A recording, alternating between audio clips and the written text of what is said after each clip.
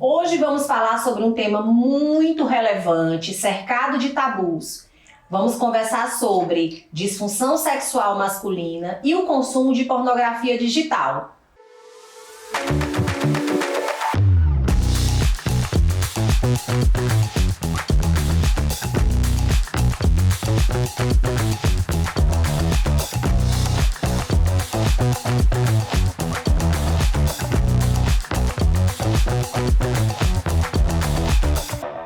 Desecolada! Desecolada! Tudo bom? Tudo.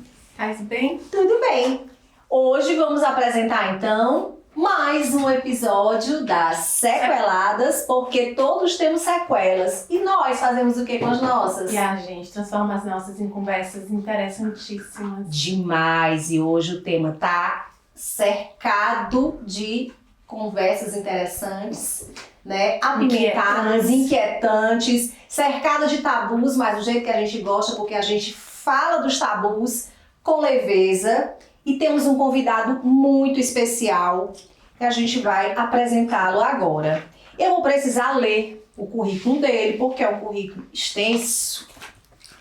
Nós temos hoje, para abrilhantar o nosso quadro, nossa, como hoje o negócio tá, né? O nosso podcast, o Henrique Luz.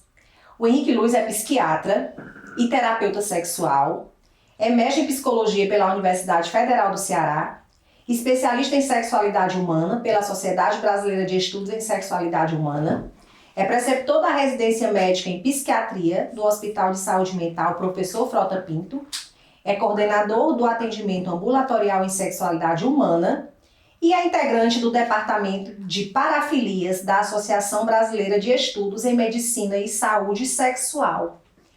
Nós não poderíamos ter alguém mais preparado para falar sobre essa temática com a gente, né, minha amiga? Gente, e além de tudo, o Henrique é bailaoro. Ele vai falar para vocês. É a coisa mais linda dançando. A gente é muito fã dele, né, Gracinha? Muito fã, muito fã. Quando eu crescer, eu quero ser igual a ele. Henrique, seja muito bem-vindo. Um prazer receber você aqui com a gente. Que bom que você aceitou o nosso convite e veio dividir com a gente, né, um pouco do seu conhecimento, da sua sensibilidade, do seu olhar como profissional, como ser humano, né, trazendo com delicadeza esse olhar sobre essas questões tão pertinentes e ao mesmo tempo difíceis, né, e cercadas de tabus, que são as questões da sexualidade masculina e do consumo de pornografia digital, né? Gracinha, é com você, minha amiga. E pensando nisso, para a gente situar um pouco os nossos ouvintes, a gente gosta de começar essa conversa, esse diálogo, fazendo algumas questões, algumas perguntas que são provocadoras e que vão costurar a nossa conversa durante todo esse episódio. Está preparado? Estou sim.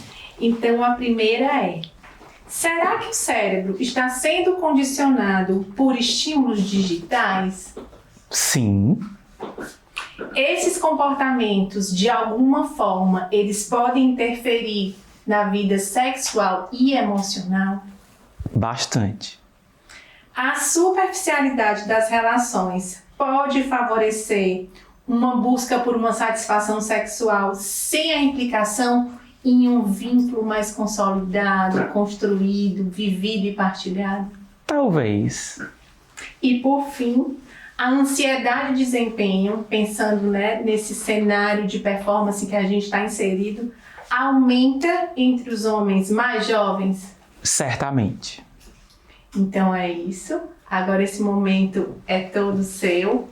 Fala um pouco pra gente da tua trajetória profissional, de como é que você se debruçou nesse tema, o que é que te afeta, como é que você tem observado, né, a gente partindo de um cenário que a gente está vivendo de aceleração, de desconexão, de muitas vezes a gente ter os nossos desejos e os nossos prazeres, né? E a nossa questão da sexualidade invisibilizada ou ser traduzida de uma forma equivocada. Como é que você tem observado isso nos lugares que você se movimenta?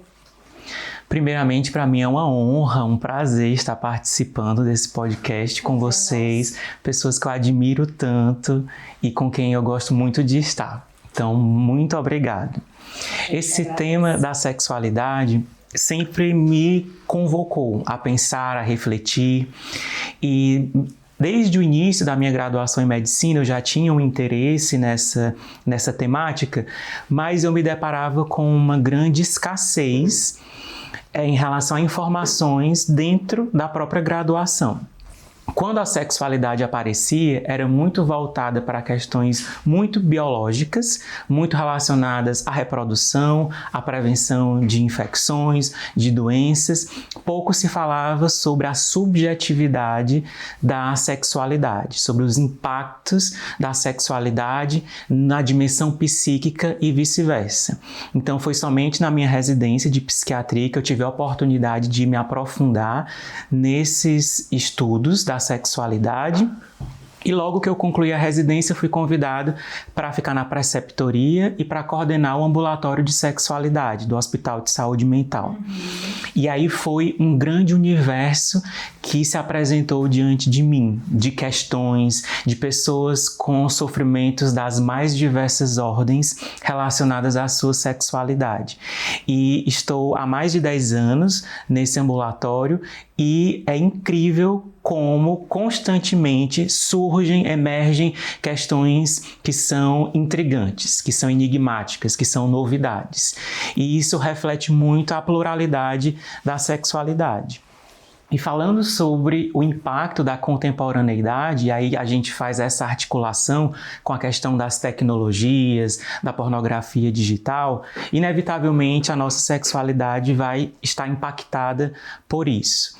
Então, o que a gente observa hoje em dia é que, num contexto em que existe uma sociedade que busca recompensas de forma muito imediata, que tem lidado cada vez pior com a questão de sustentar limites, faltas, falhas, num contexto em que a gente também vê um enaltecimento da performance e também da valorização do capital, da transformação de tudo em mercadoria, tudo isso vai afetar a nossa sexualidade. Então, a gente vai encontrar muitas vezes performances que vão estar possibilitando as pessoas de vivenciarem de fato a experiência sexual, porque o que interessa é a imagem, que possa ser vista, que possa ser reproduzida, que possa ser consumida, que possa incitar no outro uma vontade de querer adquirir algo que possa deixá-la naquela condição de imagem de pessoa que é desejada e que pode de alguma forma também ter todos à sua disposição para a sua satisfação de prazer. E aí a pornografia digital, ela é acessada muito facilmente e com uma grande variabilidade de estímulos. Então, todas as fantasias que a gente possa de alguma maneira imaginar vão ser representadas ali. Evidentemente que fica aquela dúvida, a pornografia reflete algo que é da nossa fantasia, do nosso campo de fantasia, ou a pornografia influencia o que a gente vai construindo em relação ao nosso repertório de fantasia? Sim. É uma questão muito complexa de a gente poder responder, né? Mas o fato é que, num contexto em que há uma escassez da formação, da educação sexual no cenário familiar, no cenário escolar, no cenário acadêmico e de fontes de informações cada vez mais duvidosas, o que as pessoas mais jovens vão encontrar de referencial sobre sexualidade é a pornografia. Então, muitas vezes, o repertório sexual do indivíduo vai ser moldado a partir do que ele vai encontrando na pornografia. Então, aquelas estruturas de corpos, aquelas posições sexuais, aquelas performances, tudo aquilo vai de alguma maneira contribuindo para que as pessoas criem uma idealização sobre como deve ser a experiência sexual.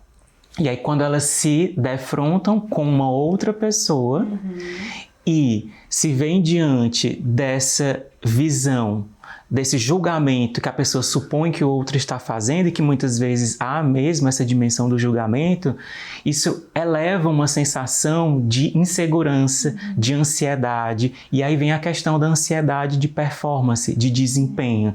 Será se eu vou conseguir, diante da outra pessoa, demonstrar que eu tenho uma potência sexual, que eu consigo demonstrar que eu tenho uma determinada pegada, que eu vou fazer e vou acontecer, que de alguma forma eu vou satisfazer aquela pessoa? E aí isso gera muita angústia, muita ansiedade, e aí ao invés de a pessoa ser uma participante da experiência sexual, ela vai se tornar uma espectadora da experiência sexual. Então ela vai ficar se observando para ver se ela está conseguindo ter uma determinada ereção com rigidez, se ela vai estar conseguindo emitir gemidos que de alguma forma vão estimular a outra pessoa, se vai conseguir ter um tipo de ejaculação que possa impressionar a outra pessoa, se vai conseguir de alguma maneira desempenhar um contorcionismo para poder reproduzir um tipo de posição sexual. Então a atenção vai toda para isso. E o foco nos estímulos, nas sensações, vai se dissipar, vai se perder.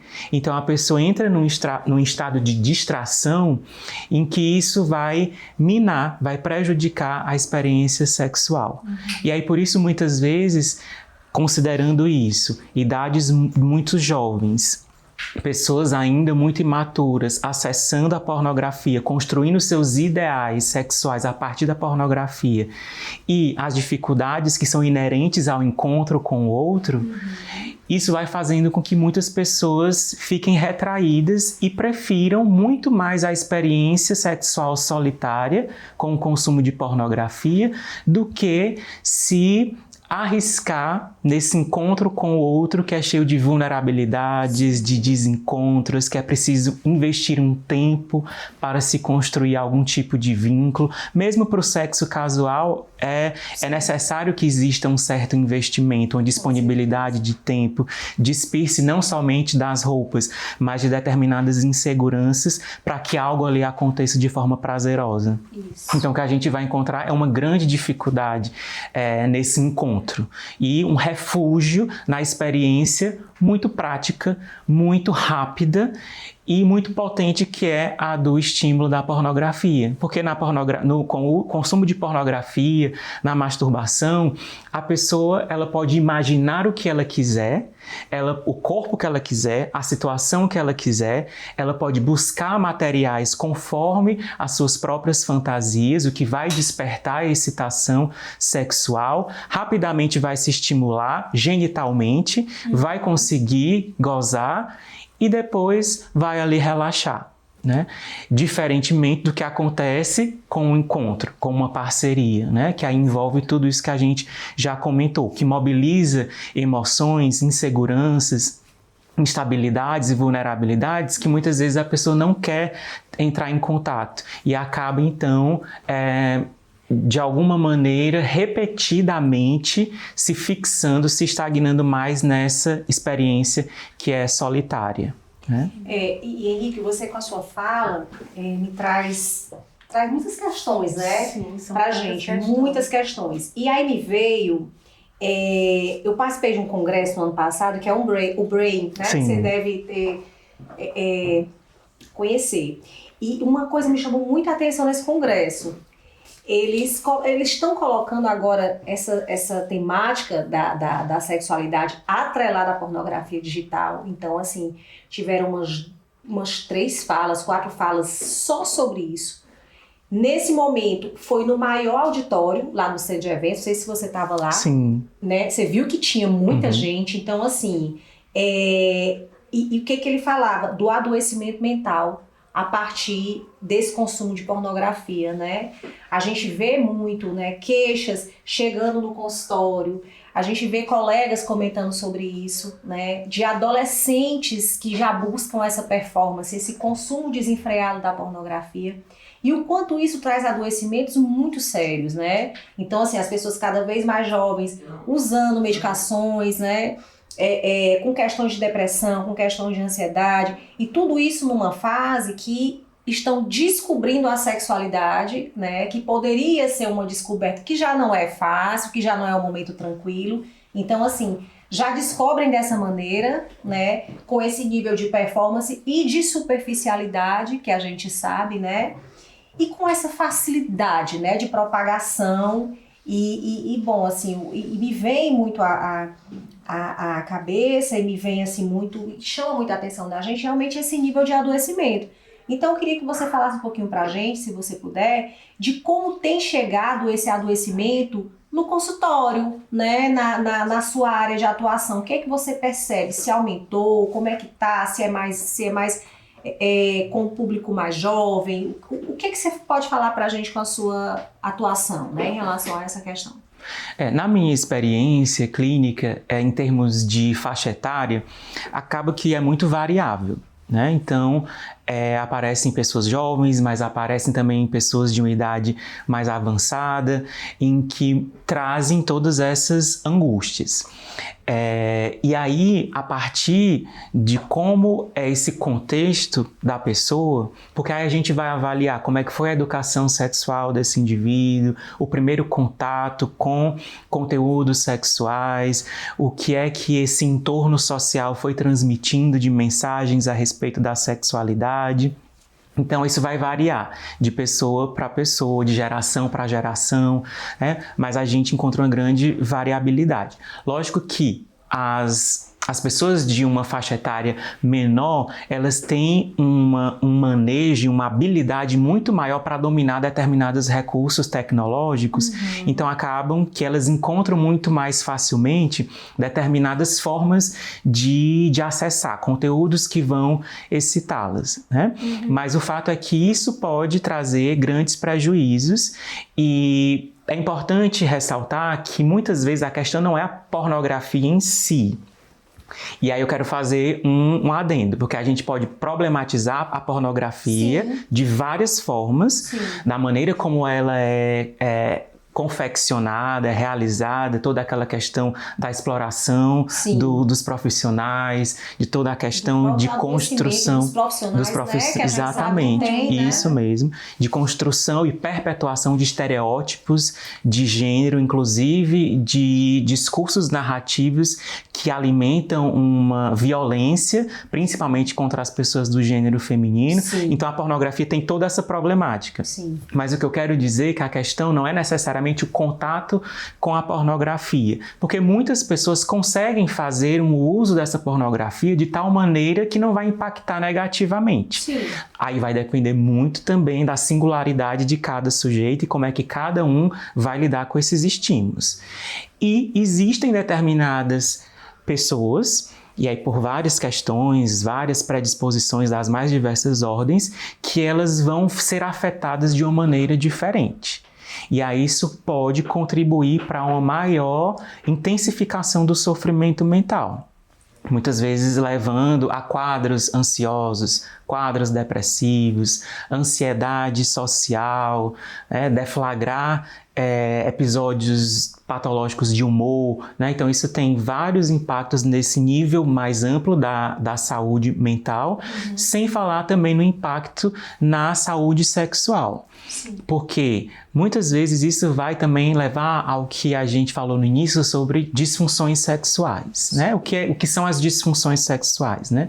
São condições muito heterogêneas, mas elas trazem essa situação em que o indivíduo tem dificuldades em experimentar o prazer sexual ou em responder sexualmente a estímulos adequados. Geralmente acontecendo prejuízos na esfera do desejo, da excitação, do orgasmo, além dos quadros dolorosos relacionados à atividade sexual. Então, esse tipo de contato com a pornografia muitas vezes pode interferir negativamente na função sexual e aí muitas pessoas vão ter dificuldades em sustentar um desejo por uma pessoa real, dificuldades em desenvolver e manter uma excitação, né? Tanto a excitação subjetiva quanto a excitação mais de ordem genital, porque o contato com a pessoa muitas vezes não traz aquela potência de estímulo que a pornografia traz, e vão ter dificuldade de conseguir chegar até o orgasmo, porque também no consumo de pornografia, geralmente associada com a masturbação, o próprio indivíduo está se estimulando. Sim. Então ele vai saber qual tipo de toque, qual tipo de pressão que ele faz na sua região genital, a velocidade que vai levá-lo mais facilmente até o orgasmo. O tipo de estímulo na relação com parceria é completamente diferente.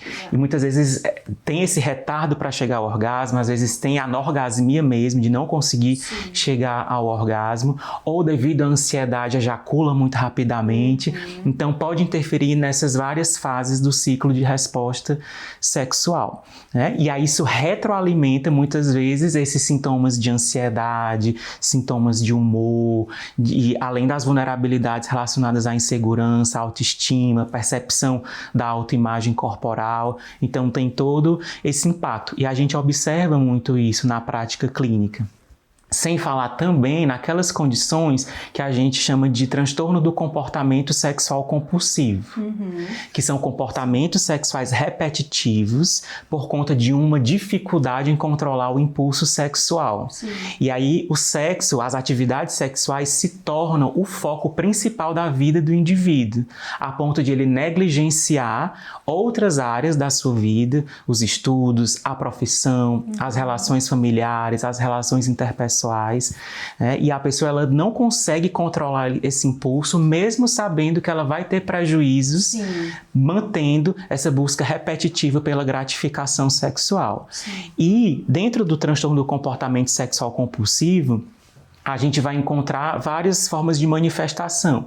Pode ser através de sexo com parcerias, então são as pessoas que vão em busca mesmo de outras pessoas com quem elas possam ter interações sexuais, o que não quer dizer que exista construção de vínculo, porque muitas vezes essas pessoas são tidas como um mero objeto para uma satisfação imediata.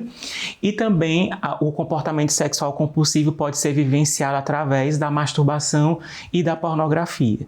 Então, além de ser um consumo prejudicial em relação ao que eu falei antes, né, do estado de humor, de trazer as inseguranças que repercutem no ciclo de resposta sexual, muitas vezes aquilo se torna mesmo algo compulsivo. E aí a pessoa ela gasta um tempo muito demasiado no consumo de pornografia, na masturbação, a ponto de trazer prejuízos para si, a ponto de negligenciar a própria saúde, outros âmbitos da vida, causando um estreitamento do repertório social e sexual também, porque acaba que só consegue se satisfazer através daquele tipo de pornografia. E isso leva a pessoa a buscar estímulos cada vez mais potentes, porque muitas vezes pode acontecer uma tolerância. E aí se assemelha muito com o transtorno por uso de substâncias. A pessoa precisa de doses cada vez maiores para ter o mesmo impacto de prazer que antes. E aí isso pode levar a pessoas a situações muito prejudiciais, muito problemáticas. Porque às vezes para obter a gratificação sexual, ela vai tentar encontrar situações muito radicais que disparem a adrenalina, e isso pode colocar a pessoa em risco e colocar outras pessoas em risco também. Eu estava pensando aqui, com toda a sua fala, na complexidade que é a gente olhar para essa questão. Porque eu imagino que quando chega uma pessoa para você, vem com um tipo de adoecimento e de dor, mas que muitas vezes talvez não enxergue todos os atravessamentos. Você tem camadas sociais, você tem camadas, né, pessoais, né, de todas as minhas questões, as questões com o outro. Quando você pensa, você tem algo da ordem do desejo, você tem algo da ordem de ser capturado de uma realidade e tem uma dificuldade muito grande de minimamente estabelecer um vínculo e vivenciar uma relação, não só o ato sexual, porque quando você estava me falando, a gente às vezes vai olhando para essa pessoa que está em algum sofrimento porque está presa unicamente no prazer do ato sexual, né? E as outras camadas elas vão saindo do palco e indo para as coxias. Então são tantos atravessamentos, a Leila adora essa palavra, né? Quando a gente olha para essa questão e fico imaginando como é o trabalho, né, o seu trabalho dentro, né, de um olhar da saúde mental, mas também que vai envolver, penso eu, outros profissionais para dar conta de tantas de tantas nuances, Sim. né? Que não é unicamente o ato sexual em si e todas as parafilias, enfim, os adoecimentos, mas tem isso. Quem sou eu no mundo? Como é que eu me relaciono com o meu corpo? Como é que eu me relaciono com o outro? Essa desconexão que eu acho que é uma marca do que a gente está vivendo quando a gente situa.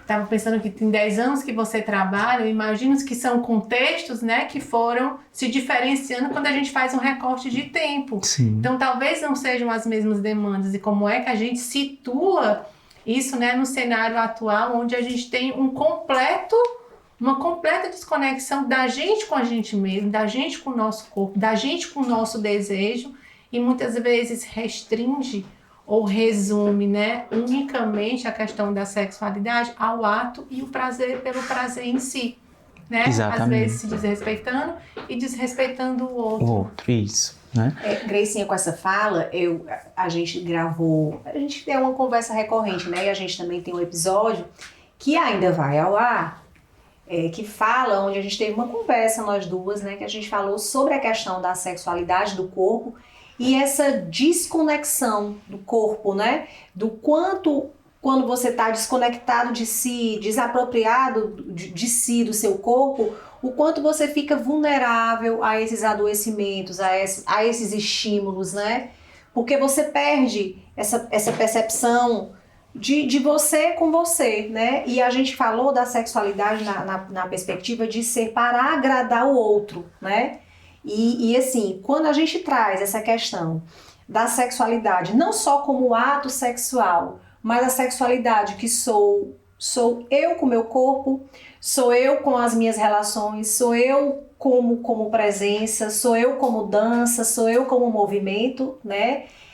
A gente consegue pensar, eu tô trazendo aqui pro lado saudável, né? Porque eu fico pensando assim, Henrique, a gente trabalha com saúde mental, a gente consegue ver o lado positivo do ser humano, né? Sim. E quando a gente recebe alguém em sofrimento, a gente acredita verdadeiramente que pode ser um caminho, eu não vou nem dizer ferramenta, que eu também não gosto desse negócio de ferramenta e ser ferramenta para nada, mas assim, de facilitar uma trajetória possível, né?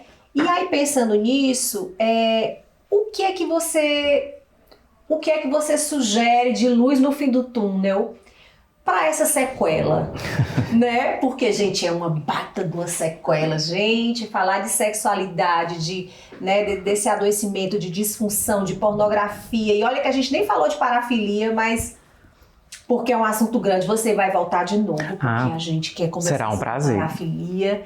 Mas assim, fala pra gente qual é a luz no fim do túnel, assim. O que você diria para os nossos sequelados, sequeladas?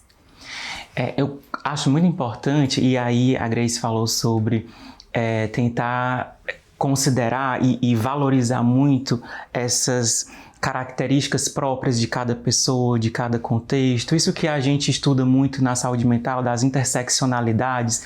Não tem como a gente tentar ouvir, acolher o sofrimento do outro sem considerar todas essas interseccionalidades, recortes de idade, gênero, raça, contexto socioeconômico, né? Questão física. Então, tudo isso precisa ser considerado e, inclusive, para a gente também tomar cuidado com um processo contemporâneo de medicalização e patologização da vida. Perfeito. E, inclusive, da sexualidade. Então, eu falo a gente porque eu trabalho com uma equipe lá no ambulatório, nós sempre temos esse cuidado de, ao ouvir o sofrimento daquela pessoa, não taxar de imediato nenhum tipo de rótulo diagnóstico. A gente começa a erigir as hipóteses diagnósticas, se for o caso, né? Mas considerando ali o que é que pode estar havendo, que é de uma outra ordem. né? E que a gente pode, de alguma maneira, conduzir aquele caso para uma amenização daquela angústia, né? Então, tomar cuidado com essa questão da patologização, também considerar o acompanhamento e o tratamento sempre multidisciplinar, interdisciplinar. Perfeito. Então, profissionais da área da psicologia, da terapia ocupacional, da fisioterapia, do serviço social. Então, a gente precisa ter esse olhar mais complexo, mais global sobre o sujeito para que a gente não fique, de alguma forma, limitado, né? E que, de alguma maneira, a gente possa trazer para aquela situação em que a pessoa está afundada num grande sofrimento, uma forma de modificar sua posição em relação ao seu desejo. Então, a luz no fim do túnel, qual seria, né? Um túnel bem longo, né?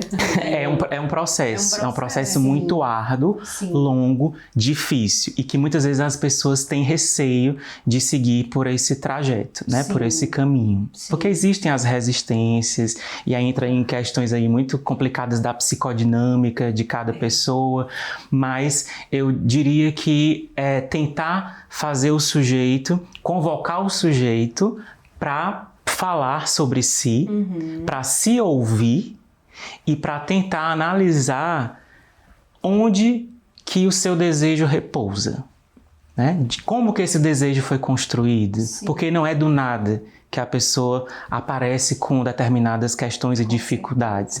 Então, como isso foi construído? E para poder chegar até a gênese disso, aí vem toda essa trajetória bastante complexa e longa. Então, é a partir desse momento que o indivíduo se depara com a gênese do seu desejo, que lógico que isso é muito complexo, precisa de um trabalho muito minucioso e cuidadoso, mas é a partir desse momento que o indivíduo se depara com essa dimensão do seu desejo que ele vai poder de alguma forma fazer alguma torção, alguma mudança. E a partir daí ele vai poder encontrar formas menos sofridas de vivenciar a sua sexualidade. Gente, a gente pesca os nossos convidados sequelados assim, né? E o Henrique, ele veio porque a gente sabia que não ia ser menos do que isso, né? Porque um médico falar da não medicalização e falar do repouso do desejo é uma maravilha de você escutar, né? De você essa sensibilidade, essa delicadeza para falar de um tema tão difícil, Henrique. Assim, a gente queria ficar aqui conversando, Henrique, até uma tacinha de vinho. Nem excelente. Vinho, não é? Gente, mas enfim, não vou falar essa parte, não vou chorar. Mas a gente vai ter que se encaminhar para o final. E vamos chegar naquele quadro que a gente ama, que a gente vai... O podcast já é todo seu, mas ele agora vai ser completamente seu.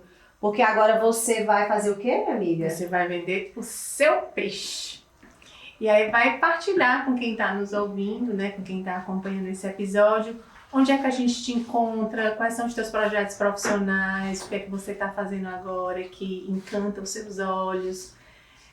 Deixar também uma dica de alguma referência que seja de livro, de alguma série, de algum filme que possa elucidar ainda mais esse tema e compartilhar uma mensagem, né, final para que possa trazer algum alívio ou não, né? Para as nossas sequelas, porque às vezes as mensagens deixam a gente, né, deixa a gente assim mais intrigado.